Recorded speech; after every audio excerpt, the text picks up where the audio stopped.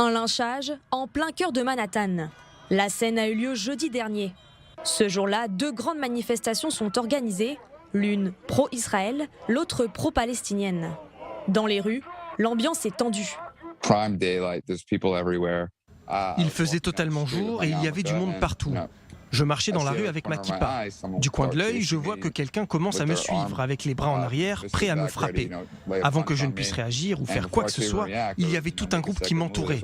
Ils ont commencé à me donner des coups de pied, des coups de poing, à me frapper avec des mâts de drapeau, des béquilles. Vers la fin, ils m'ont aspergé de gaz au poivre pendant 1 minute. Et est-ce qu'ils vous parlaient en même temps ? Il faisait des commentaires haineux sur les juifs, comme sale juif, juif crasseux, on va te tuer, fuck Israël. Comment vous vous sentiez à ce moment-là ? Vous avez pensé que vous alliez mourir ? Oui, je me suis dit que je pouvais mourir dans cette situation. Je me suis accroché à la vie. J'ai mis mes bras autour de ma tête, de mon visage et de mon cou en essayant de me protéger au maximum, en espérant que j'allais survivre. Quand j'ai senti que la police me soulevait, j'ai compris que c'était fini, que je n'étais pas mort.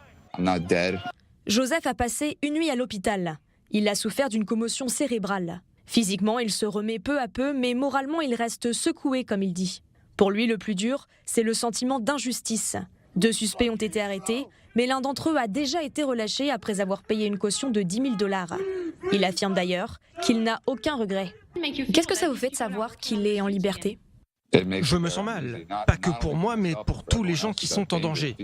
S'il voit quelqu'un qui porte une kippa et que ça l'énerve, il pourrait facilement refaire la même chose.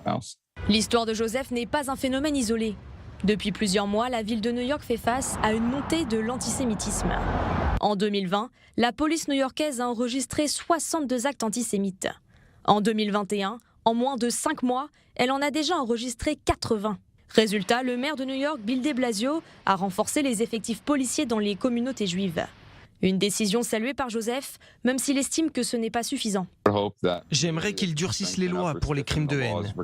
Concernant la personne qui m'a attaqué, par exemple, si elle savait qu'elle n'avait aucune chance d'être remise en liberté avant son procès, peut-être qu'elle ne m'aurait pas agressé. Joseph a essayé de contacter le maire, mais sans succès. Près d'1 semaine après son agression, Bill de Blasio ne lui a toujours pas adressé un mot.